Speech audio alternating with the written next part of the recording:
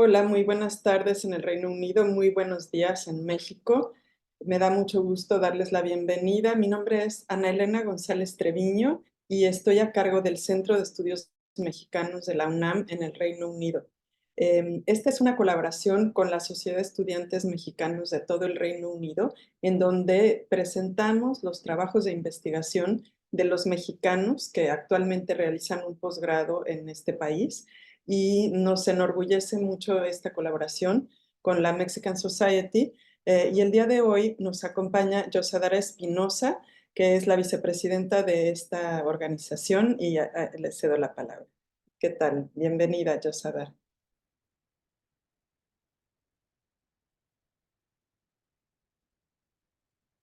Tu micrófono. Hola, Ya está. muy buenas tardes. Muchísimas gracias por la introducción, doctora. Igual, pues es siempre un honor estar y ser parte de este bonito proyecto en donde hacemos llegar todo lo que estamos haciendo aquí en UK.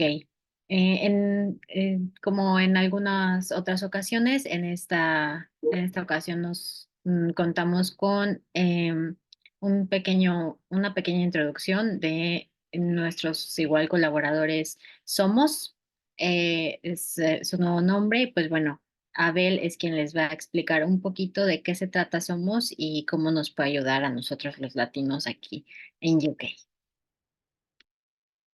Bueno, muy buenas tardes para todas y todos aquí en Reino Unido y buenos días allá en México. Muchísimas gracias, Yosadar, muchísimas gracias a todos por el espacio. Mi nombre es Abel Villa y yo soy parte del equipo de hoy Somos, antes éramos Ubícate, y aprovecho este espacio para comentarles rápidamente qué somos y qué hacemos. Nosotros somos básicamente una comunidad latina digital que tenemos la misión de conectar a toda la diáspora latina alrededor del mundo. Obviamente nacimos aquí en el Reino Unido y es donde estamos comenzando.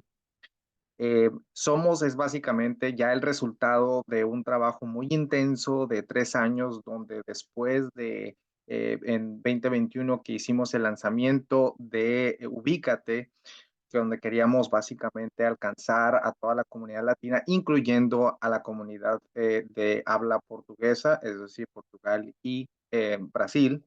Pues nos dimos cuenta que para ellos en particular, pues Ubícate, pues no representaba realmente mucho, no resonaba. Entonces hicimos un trabajo muy arduo en estos años y básicamente llegamos a la conclusión de que teníamos que transformarnos y bueno, después de este trabajo intenso nos convertimos en Somos. Y bueno, básicamente lo que estamos nosotros haciendo es crear esta comunidad digital para poder conectarnos. Sabemos bien que nosotros, y lo digo en primera persona, que me vine a estudiar al Reino Unido en 2013, llegas básicamente y no tienes mucha conexión con tu tierra, aunque estás abierta o abierto a conocer nuevas experiencias, nuevo idioma, nueva forma de comer o comidas y todo eso, sigue siempre teniendo esa añoranza por tu propia tierra. Bueno, ubícate, en este momento ubícate, hoy Somos nace con este propósito. El diferenciador, por ejemplo, de nuestra comunidad digital es que tú puedes abrir tu perfil y te va a pedir una localización y te va a dar una localización alrededor de donde realmente estás. Eso es lo que te permite es tener una visibilidad de dónde estás tú en principio, pero también donde puedes conectar con otras y otros latinos con quienes quieras y puedes establecer una conexión. Básicamente, después de que abres tu perfil con nosotros, puedes enviarle un hola a esa persona e inmediatamente comienzas a tener esa interacción. Nosotros tenemos aquí también dentro de nuestra comunidad digital, tenemos estas dos funcionalidades, servicios y trabajos. Constantemente estamos teniendo acercamientos con negocios, con personas que quieran abrir un perfil de negocios con nosotros para poder eh, promocionar o mercar sus productos y servicios. Y tú aquí puedes establecer básicamente una conexión y pedir aquello que estás buscando que tenemos en este momento, la disponibilidad. Entonces, básicamente les invitamos a que nos conozcan, a que abran un perfil con nosotros y que se sientan un poco más en casa viviendo fuera de ella. Y ante eso, pues muchísimas gracias por el espacio y los dejo con la presentación.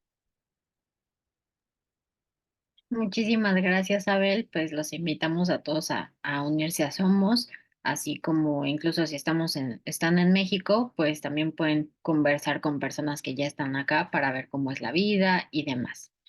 Pero bueno, sin más preámbulo, les quiero introducir a Alfredo Pigni Mercado Quintero. Él es quien nos va a dar el seminario hoy. Él es físico dedicado a la investigación de las radiaciones ionizantes para el diagnóstico y el tratamiento del cáncer. Estudiante de doctorado en física nuclear en la Universidad de York, maestro en ciencias en física médica, graduado con mención honorífica y licenciado en física por la Universidad Autónoma del Estado de México. Autor del libro Nuevo Método en Muestreo para Dispersión Compton, por la editorial académica española como único autor, presea Ignacio Altamirano y por el puntaje promedio general más alto de medicina, igual en la Universidad Autónoma del Estado de México. Preparación activa como alumno propietario en el Consejo Universitario de esta misma universidad y coautor en Femur Absorptiometry Changes Determined by X-ray Image Segmentation in Mice Under Experimental Diabetes and Ovariectomy, por Applied Radiation and Isotopes. Y pues bueno, este es un cachito de su currículum. De verdad, muchas felicidades y pues te cedo la palabra a que nos des toda tu seminario y tu plática de hoy. Muchas gracias, Yosadara, por esa bienvenida, esa introducción. Bueno, yo me siento muy contento y quiero agradecerles a todos aquí que están conociendo más sobre el Reino Unido, sobre los estudiantes que estamos aquí, que tengan esa mente cautiva por el conocimiento. Pues, primero que nada, pues, sé que esa es la parte dura de lo que vamos a hablar. Trataré de que no sea tan extenso, porque estos temas son a veces un poco cansados, pero les voy a contar un poco de cómo fue que llegué aquí. Pues al principio siempre tuve la iniciativa de tratar de entender qué aplicaciones podía tener la física nuclear en el mundo, aplicaciones no solamente en la industria, en la energía, sino también en la medicina. Y pues el día de hoy tenemos esta oportunidad, bueno, esta hermosa oportunidad que se me ha brindado por parte de la Comisión Nacional de Ciencia y Tecnología, por parte del gobierno mexicano y por parte de aquí de la Universidad de York, para estar estudiando un PhD en física nuclear. Pero, ¿qué tiene que ver? Bueno, ya les contaré a continuación qué tiene que ver la física nuclear con la medicina. Pero primero quiero darles un pequeño paseo por lo que es la Universidad de York. Para mí, bueno, las propuestas que tenía para estudiar en UK, la que más me gustó fue la Universidad de York. Voy a decir que fui un poquito superficial. Es un campus muy bonito. De esta parte, y afortunadamente para el departamento de física, tenemos un hermoso lago, un lago artificial muy bonito. Esta que están viendo aquí en la pantalla es el Central Hall, donde se hacen las graduaciones. Es un octágono gigante. Se ve muy, muy padre desde arriba. Desde el edificio donde ahorita estoy se puede ver este edificio. Señorita, botó la cámara para que lo aprecien. Y tiene una inmensa, inmensa zona verde bonita para todos aquellos que aman la naturaleza. Les va a encantar esto. Y como, pues todo, aquí en Inglaterra a diferencia de México, pues no hay montañas. Entonces así todo es plano. Y uno desde lo más alto que podemos tener aquí es la catedral, el Minster. Este es el Minster de York, se considera el segundo más grande de Inglaterra. Me parece que el primero es el Westminster, que está en Londres, pero es una cosa inmensa, enorme. La primera vez que llegué ahí vi que pues, uno cuando está ahí es hermoso. La piedra caliza, los detalles que tiene, todo. Bueno, si fuera un poco más enfocado a arqueología, yo creo que le daría una cátedra tan bonita sobre esta hermosa arquitectura. Más aparte tiene unas, unas barreras, yo creo que de aquellos tiempos, cuando todavía estaban los castillos, los reyes. Es muy hermoso el centro, más que nada aquí, la ciudad de York es una ciudad arqueológica y demasiado turística. Por algo los precios de vivienda están muy caros, pero siempre a fines de semana está lleno y lleno de gente en el centro. Eh, sobre cómo estoy viviendo, les enseño una foto. Estoy viviendo en algo que le llaman un gallinero de estudiantes, un student roost, que se llama Frederick House. Es es, ¿cómo decirlo? Como pues un alojamiento para estudiantes, pero son muchísimos estudiantes, entonces ahí uno se hace amigo de estudiantes de China, de África, de India. Y les muestro aquí una foto de todos los amigos que he hecho nada más de vivir ahí. O sea, estos no son ni siquiera compañeros de la universidad, son de ahí, del alojamiento donde vivo. Es una comunidad muy hermosa porque uno tiende por ejemplo, ahorita que no se me ocurrió que aplicando a un PhD iban a hacer tantos años solo. Entonces, el hecho de tener una gran comunidad de amigos, uno se siente de nuevo en casa. Digo, está la barrera del idioma, pero ellos también están conscientes de que, pues, su inglés no es tan bueno y que también es que nos tenemos que esforzar mutuamente para entendernos de igual manera como lo hacemos en español. Esta travesía y mi experiencia en el Reino Unido, claro, no nada más ha sido estudiar, sino que también me he tomado viajecitos. Uno de ellos fue a Liverpool. Yo creo que una de las principales razones por las que escogí Inglaterra, porque amo el rock and roll y tenía que conocer donde tocaron los Beatles en la caverna. Entonces, esa foto de hecho es muy poco intricosa porque pues no estaba permitido subirse y yo me subí. Tuve ahí unos detalles con los de seguridad, pero bueno, ahí tengo la foto y la muestra de que, de que estuve ahí en la caverna.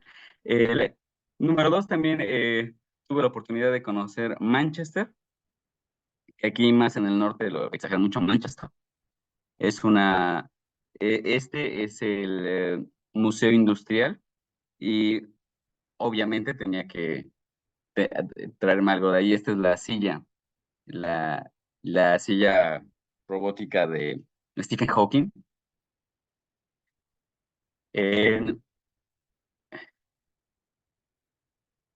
Londres está lleno de sus peculiaridades. Por ejemplo, ahí la plataforma 9¾ aquí todo está lleno de Harry Potter, todas esas, incluso aquí en York hay muchísimas cosas referentes a Harry Potter y del lado derecho pues también conocimos las obras de Van Gogh. Yo no sé mucho de arte, pero pues vi que todo el mundo ahí estaba fotografiándose en esa hermosa pintura y tomé una foto.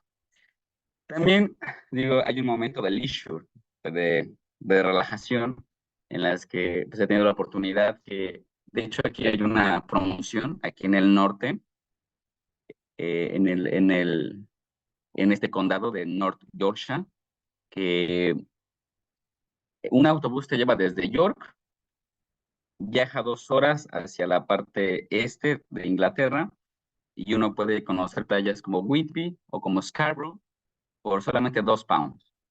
Entonces es bueno, para los que deseen venir aquí o los que tienen la intención de estudiar aquí o los que están estudiando aquí en el norte, pues que sepan esas promociones. Incluso para viajar a la ciudad industrial más cerca, que es Leeds, igual está a 2 pounds, lo cual nos conviene mucho para nosotros como estudiantes. Y obviamente hablar de que la cerveza de aquí es lo mejor de lo mejor. Uno cambia la perspectiva de uno que tiene en México, que obviamente uno adora, uno, uno tiene su concepción ya propia de lo que es una cerveza, y cuando uno llega aquí se da cuenta que la cerveza casi es como una crema, es muy espesa.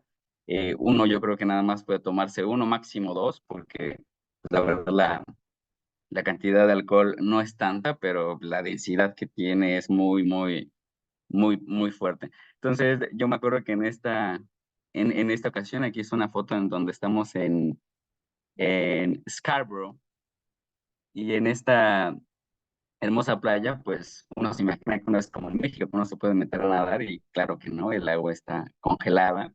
De hecho, es muy tranquila, no hay olas como en México, pero pues nada más sí logré meter los pies, pero obviamente se me congelaron hasta las ideas. Y bueno, así quiero mostrarles algo. También tuve la oportunidad, esto es algo muy, muy interesante, tuve la oportunidad de saludar al rey Carlos. Yo no sabía que aquí esta ciudad principalmente en un principio fue la capital de Inglaterra, York. Entonces tenía que venir aquí el rey como hacer su tradicional entrada de que ya va a ser coronado. Esto fue antes de que fuera la coronación. Y ya ahí ven mi mano, estoy saludando al rey Carlos. De hecho, ese día llevaba una corbata. Y quiero mostrarles esto antes de que se me pase. Lo grabé, a ver si lo alcanzan a ver. Bueno, no sé si se escuchan.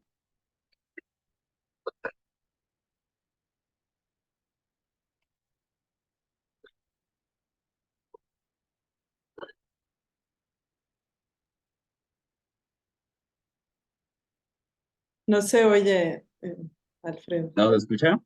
No, A ver, déjenme. Creo que hay algún problema por aquí. Ah, lo siento. Va de nuevo. Bueno, les doy una pequeña introducción. En este día se había anunciado y vi en el periódico. No soy muy fan de las noticias por Facebook, pero vi en un periódico que decía que venía antes de la coronación el rey Carlos aquí a York. Entonces dicen, va a llegar muy temprano, va a llegar a las 10 de la mañana por la entrada oficial, la que era hace 500 años la entrada aquí para la entrada del rey. Y dije, vámonos para allá. Y no pensé, o sea, yo pensé que iba a ser, había muchísima gente, pero tuve la ventaja de acercarme lo más posible. Yo me metí entre toda la multitud de gente, y eso que todavía apenas iba a entrar. O sea, no, o sea, tuve esta gran ventaja que después así muchos compañeros me dijeron, ya hasta ya lo saludaste, ya apenas llevas 3 meses aquí en Inglaterra, pero entonces fueron cosas. Pero fíjense, bien, voy a saludar al rey Carlos, aquí está. ¿Qué tal? Fíjense, aquí estoy.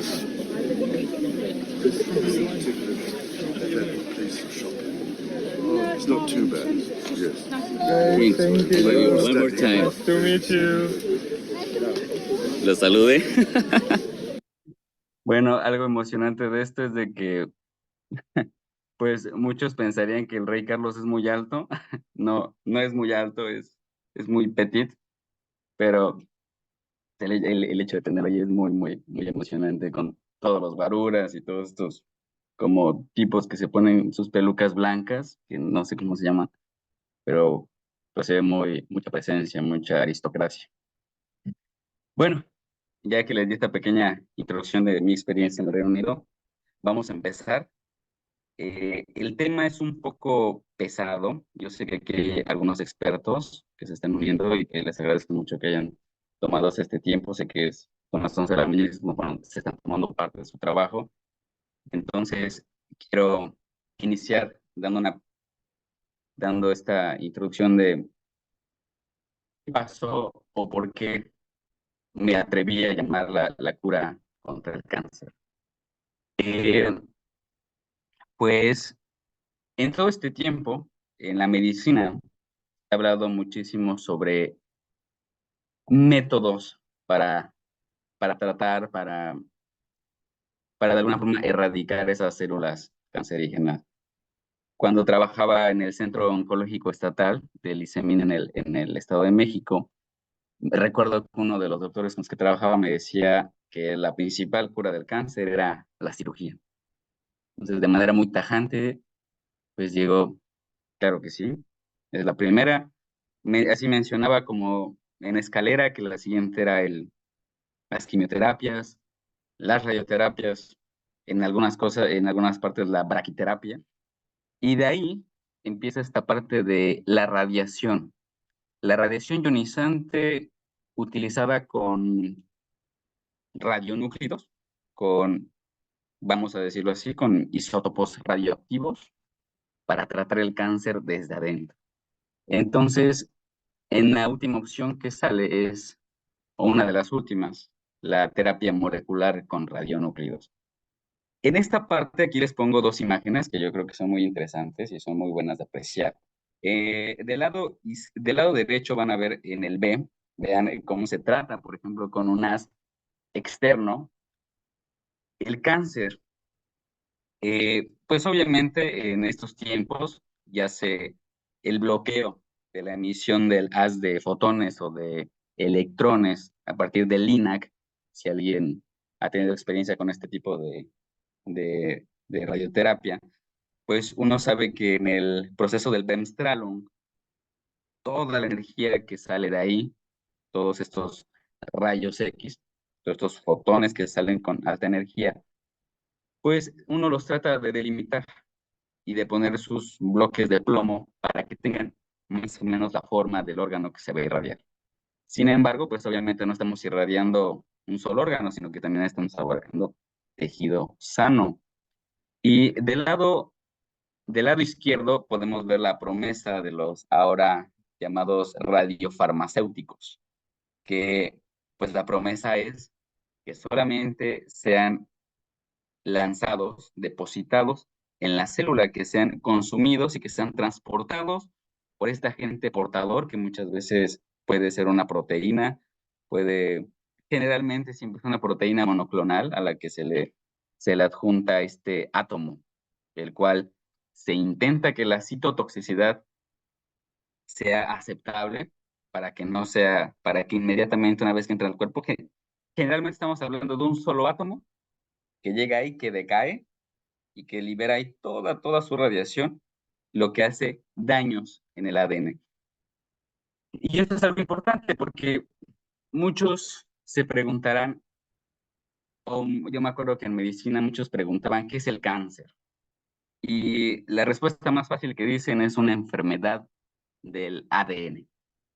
Y si nos damos un poquito más atrás, cuando se da el primer caso de cáncer, de que hablaba Hipócrates, 300 años antes de Cristo, él decía que el cáncer parecía entre las venas y las ramificaciones que él veía, porque pues, se encargaba de abrir cuerpos y veía que parecían en pues, en estas ramificaciones que hacía la dispersión de células cancerígenas, que decía que parecía un cangrejo. Y por eso decidió llamarlo cáncer. Pues viene de ahí el término.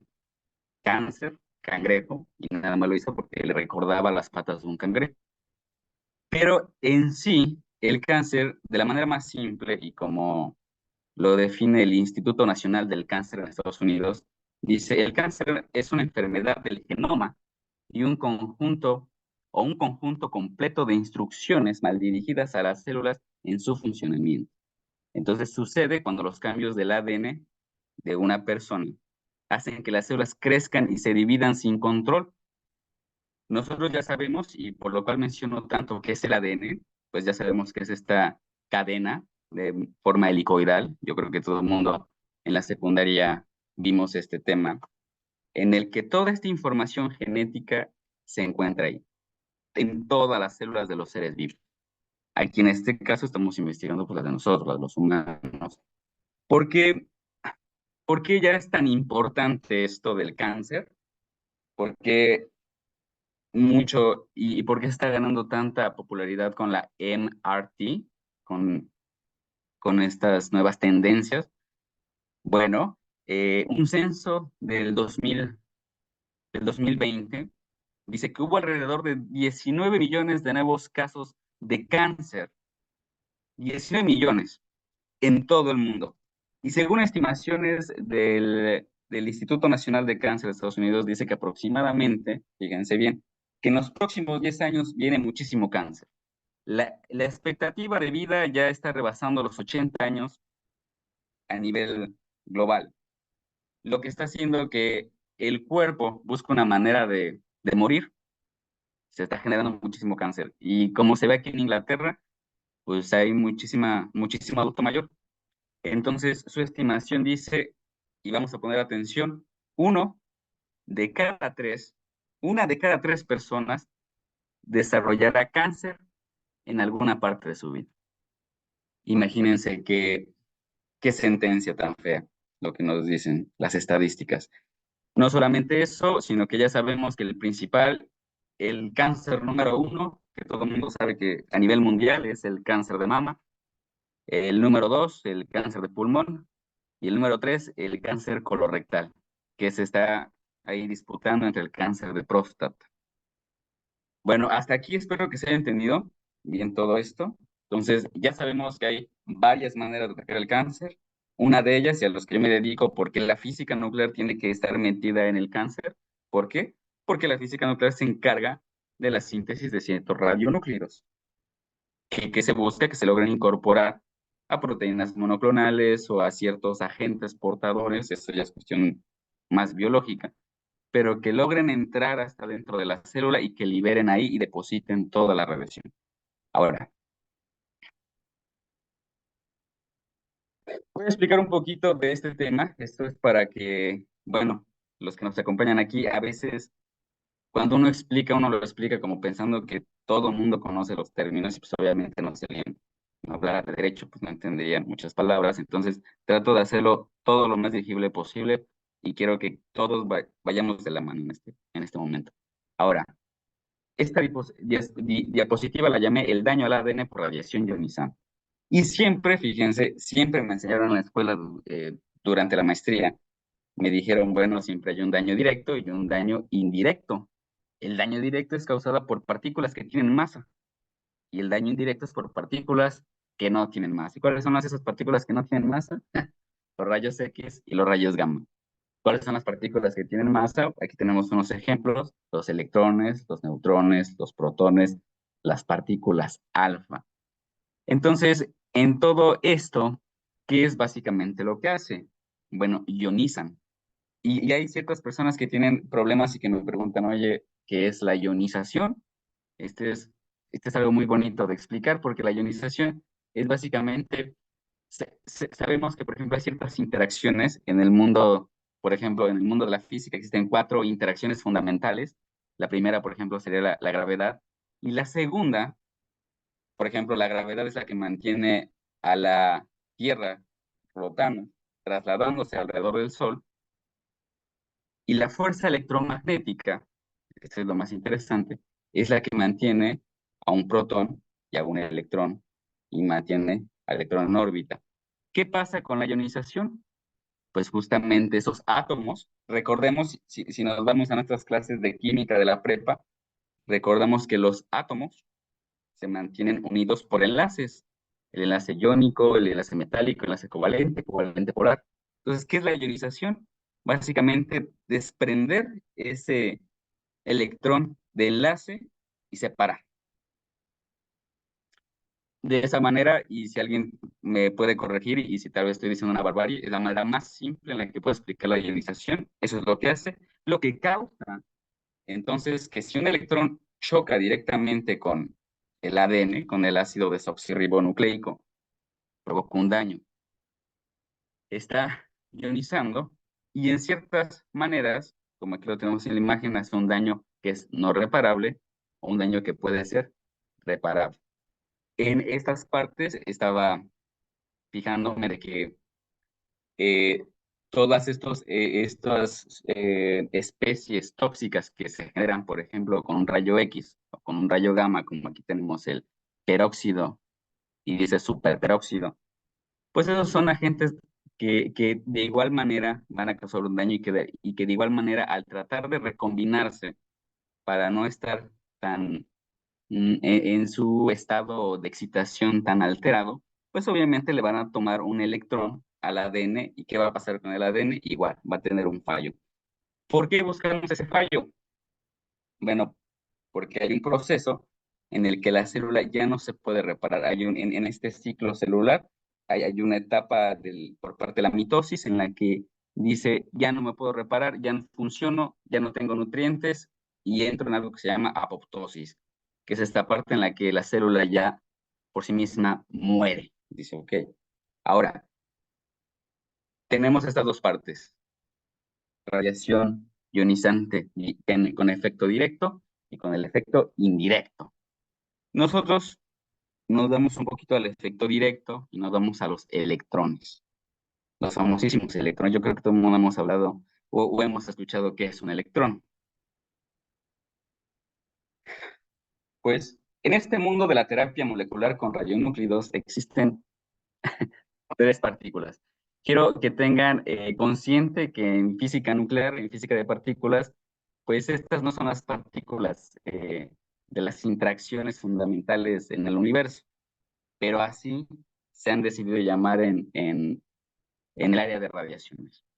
Entonces, tenemos las partículas beta, las partículas alfa y los famosísimos electrones Uj. Bueno, aquí voy a hacer una pequeña pausa, porque sí tenemos partículas alfa, tenemos partículas beta, tenemos partículas gamma. En este caso, las partículas gamma aquí no aparecen para terapia, porque las partículas gamma no depositan su energía inmediatamente, sino que esas se utilizan para diagnóstico. Entonces tenemos partículas beta, que son electrones, partículas alfa, que son núcleos de helio 4, y ahorita estoy mencionando los electrones Uj.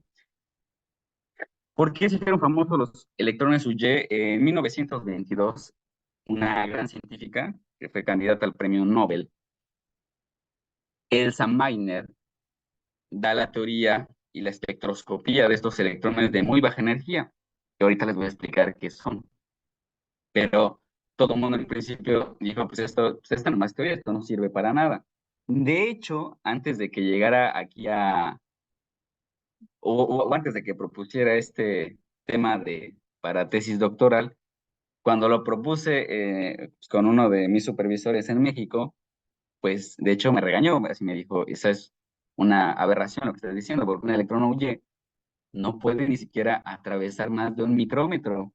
¿Cómo con eso planeas tratar el cáncer? O sea, ni siquiera puede utilizarse para, no sé, para un hongo, para algo micoide, no se puede, no sirve. Y en este caso vamos a contradecir todo eso. Un electrón huye. Vean aquí en esta bonita imagen, dice, bueno, la radiación beta puede destruir más ADNs, como así se ve, muy simple. El daño al ADN dice, eh, es de largo rango, y dice, es menos complejo el daño. En las partículas alfa, pues es una partícula más grande. O sea, imagínense, son 2 protones, 2 neutrones que están golpeando el ADN, pero pues ahí se tiende a frenar un poco más. Y en los electrones Uj, el rango es demasiado corto. O sea, estamos hablando de tamaño de micrómetro. Y ahorita les voy a mencionar por qué nos conviene hablar de micrómetros y cuál es un tamaño en promedio de una célula cancerígena. Entonces, este es corto rango. Estamos hablando de que nada más atacaría una célula y que el daño es todavía más complejo al ADN. Ahora, mencionarles qué es electrón J y ahorita van a aprender conmigo algo de física nuclear. Esto es emocionante porque esto sí es lo mío y es cuando mi corazoncito empieza a latir. El electrón J. En física de partículas, nosotros tenemos que la fuerza nuclear débil está asociada a partículas más pequeñas que se llaman bosones. Existen los bosones W positivo y W neutro. Pero para no hacer los bolas, ¿esto qué hace? Bueno, estas partículas son las que mantienen unidos a los protones y a los neutrones y con los que se pueden hacer, y a partir de esa fuerza nuclear débil es con lo que se hacen las bombas atómicas.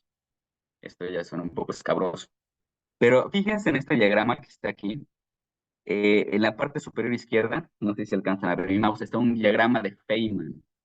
Feynman hizo una manera de ver más y de interpretar un poquito más bonito estas ecuaciones como de tipo química, pero aplicadas a la física nuclear, en las que vemos el fenómeno de la captura electrónica.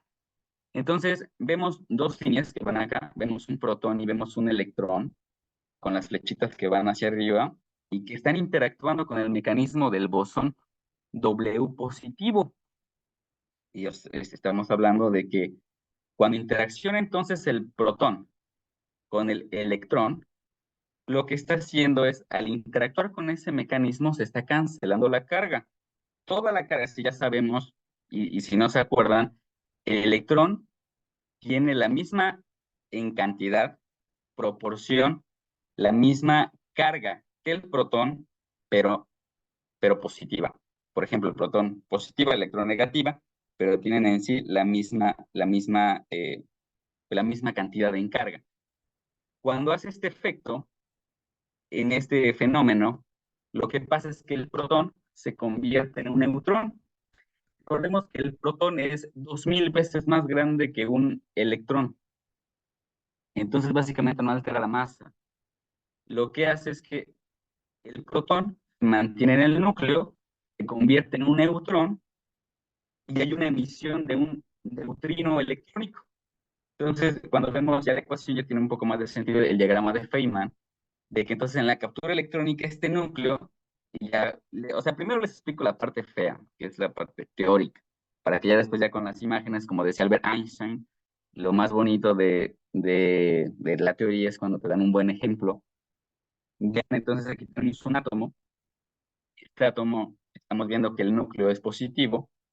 El núcleo jala este electrón de la capa K. Recordemos, esto es importante de las clases de química, la capa K tiene, o como se ha mencionado, tiene dos electrones en el orbital, si se acuerdan de los niveles cuánticos, en el orbital 1s. Entonces, imaginemos que esos dos electrones que hay en esta órbita, en este nivel, lo captura y lo mete al núcleo. De ahí el protón, con ese equilibrio de cargas, se hace neutro y se convierte en un neutrón. El protón y el neutrón tienen relativamente la misma masa. Entonces, cuando se queda aquí, da un hueco, que aquí le vamos a llamar vacancia. En esta vacancia que hay en la capa K, lo que va a pasar es de que un electrón más alto, si nos imaginamos, quiero hacer una referencia a Ernest Rutherford, fue el que empezó a hacer estos diseños de que el átomo era como un sistema solar con sus órbitas y como si el protón fuera el Sol. Vamos a visualizarlo así y ya después vamos a entender por qué no utilizamos el modelo de Schrödinger, en el que son nubes electrónicas con distintos movimientos raros y que salen del espacio-tiempo. Eso a este momento no lo voy a explicar, pero después nos vamos a meter con un poco de física cuántica para que entiendan esto. Pero cuando baja este electrón, emite un rayo X. Ese rayo X le llaman rayo X característico. Ese rayo X característico es una forma que libera energía. Es suponiendo que, por ejemplo, Marte, que está más lejos con respecto al Sol, la Tierra está un poco más cerca, y suponiendo que la Tierra es consumida por el Sol, queda ese hueco de la órbita donde va la Tierra. Entonces Marte toma la posición de la Tierra, y cuando toma la posición de la Tierra, obviamente le toma más energía estar más lejos. Cuando baja más cerca, libera energía, y la libera en forma de un fotón. ¿Qué es un fotón? Es la expresión del espectro electromagnético. Es una partícula. Cuando muchos me preguntaban, pues en sí, de todas las partículas, ¿qué es el fotón? Pues lo podemos ver en la luz o en la expresión de un campo magnético. Ahí también, cuando vemos que un imanes, ¿qué es lo que hay ahí entre los imanes? Pues son fotones también.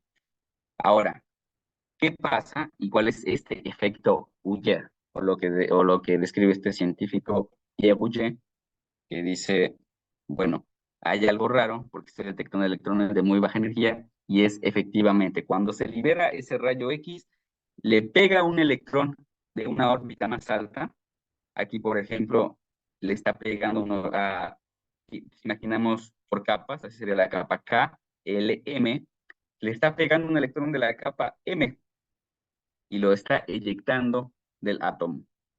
Ahora, ya que entendieron más o menos cómo se originan los electrones Auger, que vienen de este proceso de un decaimiento radiactivo que se llama captura electrónica, que es por un desequilibrio de un átomo, de un núcleo, de un átomo que se encuentra inestable y que al buscar su estabilidad y por su exceso de protones, toma un electrón para volverse un poco más estable. Y en este fenómeno, en las órbitas, lo que causa es este efecto Uche, que se propone, como tenemos en la imagen de la derecha, que estos emisores, estos radionúclidos, estos átomos que emiten electrones Uche en su decaimiento radiactivo, se puedan ingresar a las células cancerígenas y que liberen toda su energía ahí en la célula cancerígena y que causen ese daño al ADN. Pero bueno, todo esto tiene sentido. Pues vamos a ver que sí. El galio 67. El galio 67 es muy utilizado principalmente en SPECT, para diagnóstico.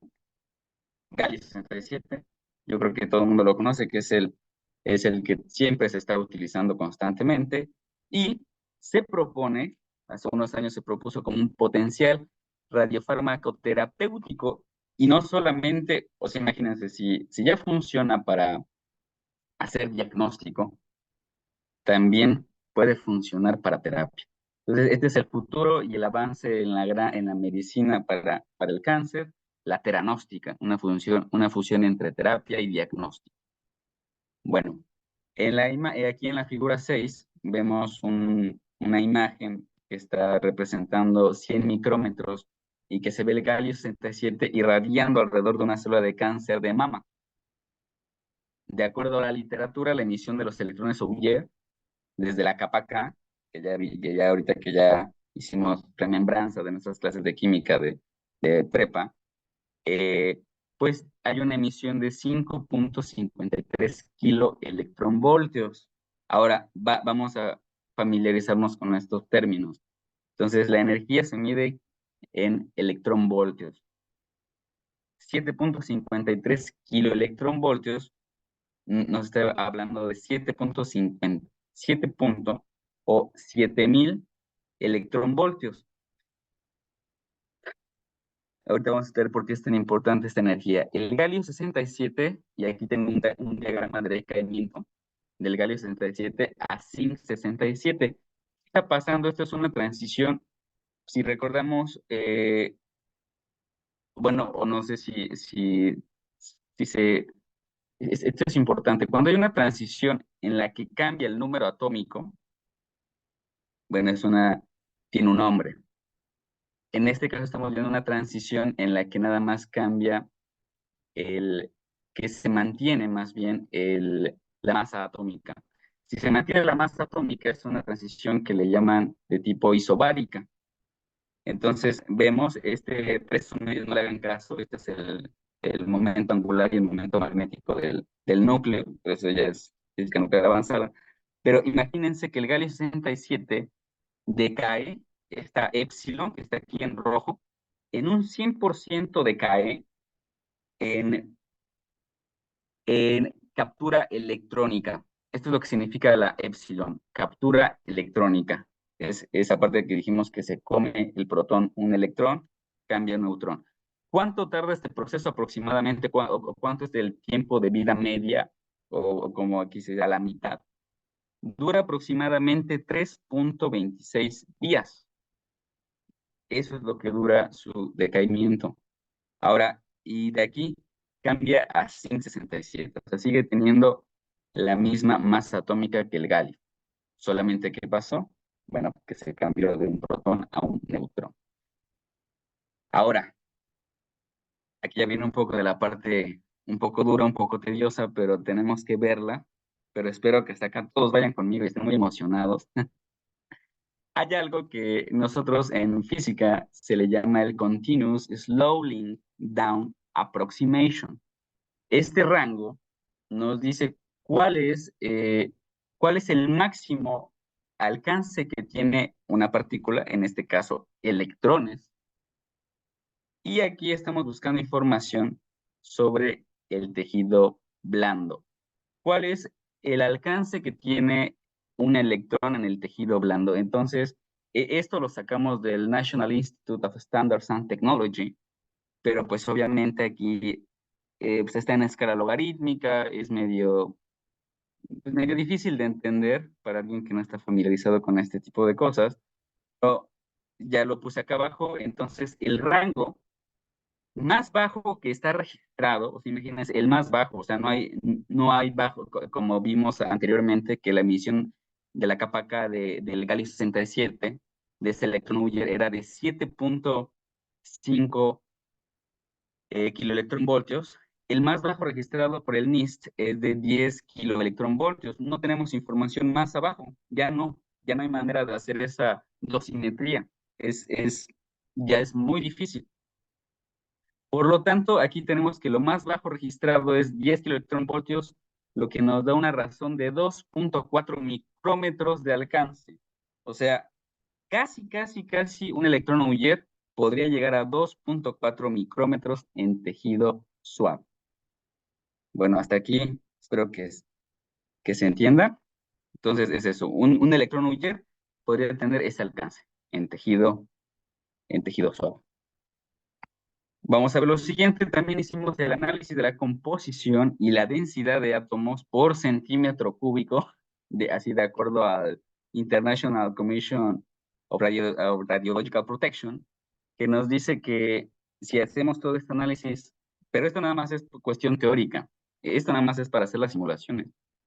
El número de átomos, fíjense, el número de átomos en un centímetro cúbico de tejido suave es de 9.9 por 10 a la 22 átomos por centímetro cúbico. O sea, si toman un poco de tejido de la piel, voy a poner este ejemplo, un centímetro cúbico de piel, ¿cuántos átomos tendría? Bueno, tiene 9.9 por 10 a la 22 átomos. ¿Qué significa este número? Pues es un número gigante, o sea, es llegando al número de Avogadro. Nos está hablando, si lo dividimos en el exponente entre 12, un trillón, y lo volvemos a dividir entre 12, es aproximadamente un trillón, no, sería más como de 10 billones de trillones de átomos. Es algo pues, que ni siquiera es imaginable. Bueno, ¿por qué se necesita esto? Se necesita para resolver ciertas ecuaciones que les voy a mostrar. Y aquí, en ciertos estudios que hizo el doctor Murat, que nos muestra la Z efectiva. ¿Qué es la Z efectiva? Tenemos que buscar un número atómico efectivo para los electrones en tejido suave. Entonces, aquí nos da aproximadamente que una Z de tejido suave es de 3.1. 3.1, ¿por qué tenemos que saber esto? Ahorita lo vamos a ver. Ahora, aquí ya estamos viendo un poco de física cuántica y vamos a hablar un poco de relatividad especial de Einstein. Pero, ¿por qué?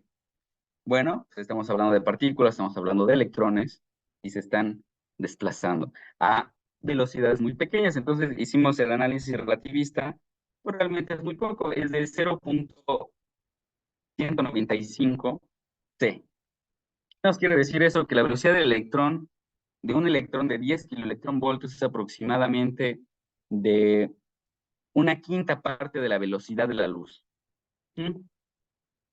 Y aquí ya tenemos, por ejemplo, la densidad de átomos por centímetro cúbico, tenemos la energía promedio de excitación del tejido suave, y todo eso, digo, si les enseñara cómo se resuelven todas estas ecuaciones, son hojas y hojas, pero aquí tengo la expresión más simplificada de lo que se resolvió, y estamos hablando de que en energía de frenado que tenemos, esta es una diferencial que nos está hablando de cómo se va frenando el electrón a través del tejido, y lo podemos ver con una integral, y la estamos resolviendo. Si se acuerdan de su curso de cálculo integral de la preparatoria, nos estamos yendo desde el límite más alto hasta cero, hasta que deposita toda su energía el electrón. Entonces, esta resolución a la ecuación de Bethe-Bloch nos da, y esto es teoría nada más, que el rango promedio de un electrón de 10 kiloelectronvoltios es de 3.2 micrómetros.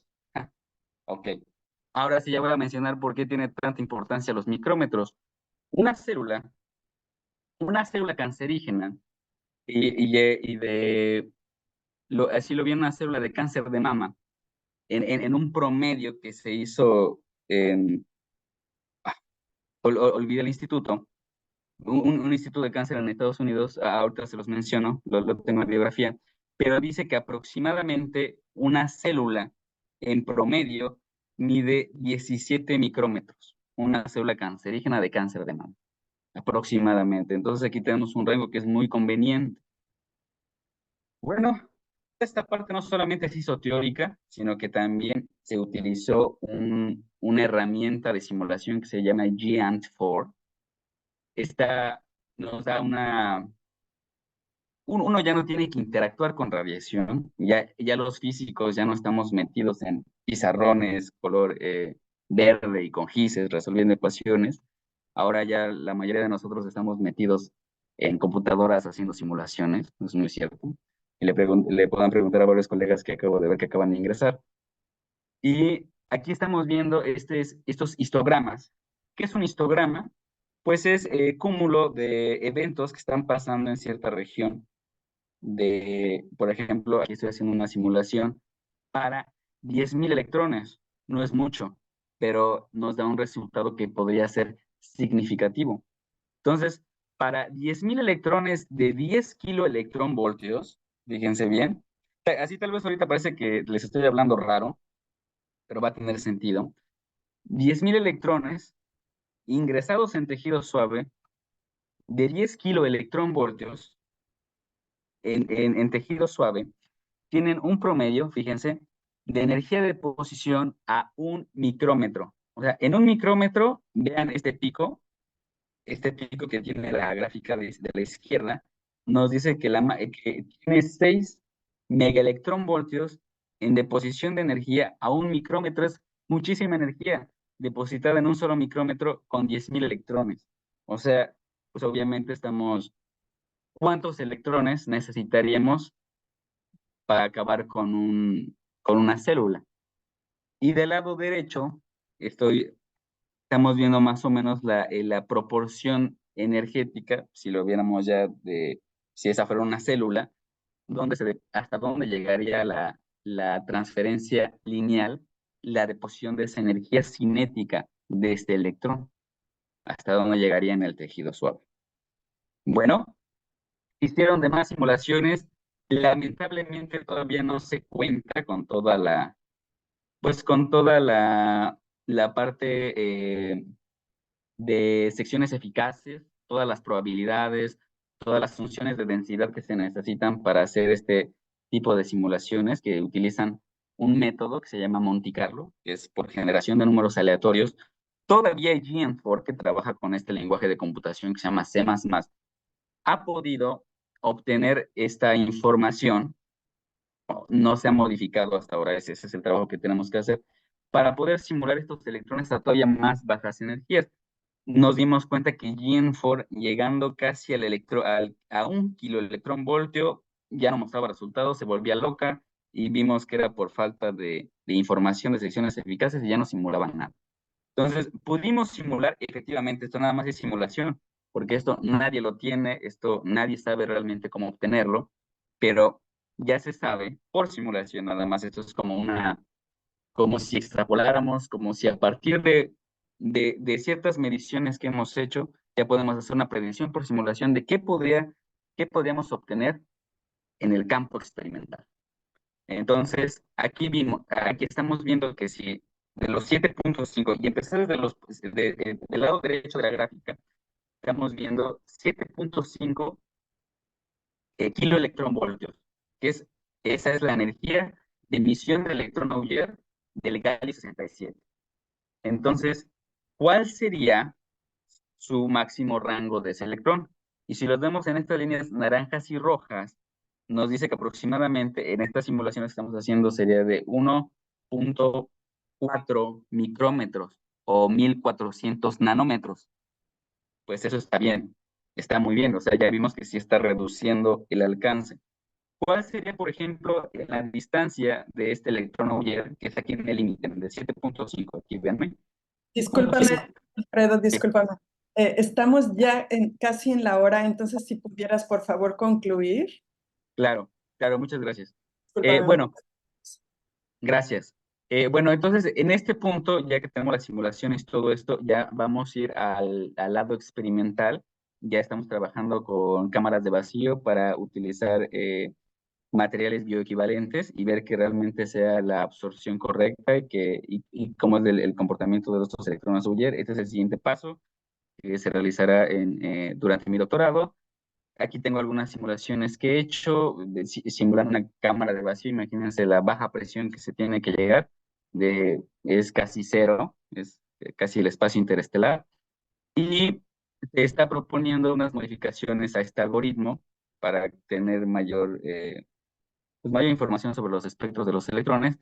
Y mi pregunta, con lo que voy a terminar, es: ¿por qué diseñar radiofármacos emisores Auger para tratar el cáncer? Bueno, aquí les pongo las ventajas.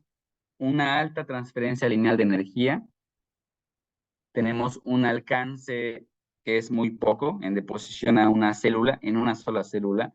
La mayoría de los electrones Auger tienen menos de 25 electronvoltios, que no es mucho avance en el tejido sano. Mitigan más la citotoxicidad en los tejidos no objetivo y causan daño directa e indirectamente también porque pueden llegar a causar radiólisis, que ya sabemos que es esta cosa de los agentes tóxicos de OH que les mencioné. Ahora,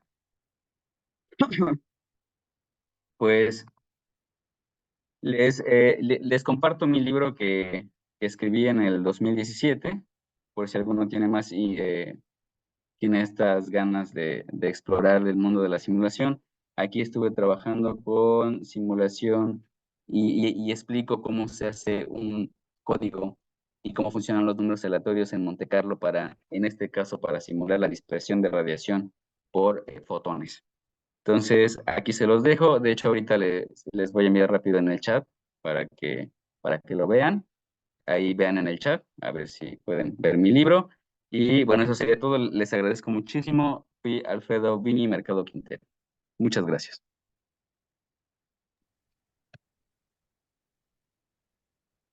Ay, muchas gracias, Alfredo. Qué lástima que no tengamos más tiempo porque de verdad está súper, súper interesante tu plática. De hecho, el cómo lo explicas desde la base y pues siendo fuera, no eres médico, pero que sabes todo cómo funciona desde la raíz, el mecanismo celular y demás. Entonces, de verdad, muchas felicidades. Gracias por la introducción. El cómo has llevado tu vida aquí en Londres, creo que fue demasiado inspirador, mucho, mucho. Entonces, muchas felicidades por tu libro también, es algo grande, entonces pues sigue así, espero que la audiencia nos siga viendo. Aquí están todos los datos de Alfredo para quien tenga interés de continuar o de seguir o teniendo más dudas acerca de esto. Desde el público nos dicen que siempre poniendo en alto a Tenancingo, entonces muy bien, muchas felicidades. Muchísimas gracias por acompañarnos una semana más. Nos vemos la siguiente semana en otro proyecto de otro estudiante mexicano aquí en UK. Y pues muchísimas gracias, Alfredo, a UNAM UK y de mi parte por parte también de la MEXOT UK. Muchas gracias. Muchísimas gracias. Muchas gracias, Alfredo. Es vasto tu tema y tienes un gran dominio, una gran comunicatividad. También nos encantó tu introducción porque realmente comunicas lo que es vivir aquí y bueno, hasta el rey conociste, entonces fabuloso. Muchas gracias. Perdón tenemos que terminar, pero creo que has despertado mucho interés, has inspirado a mucha gente y pues de eso se trata. Entonces, enhorabuena y pues estamos en contacto y los esperamos la próxima semana con otra presentación. Muchas gracias. Hasta Muchas luego. gracias. Gracias, Yosabara, todo el equipo. Gracias.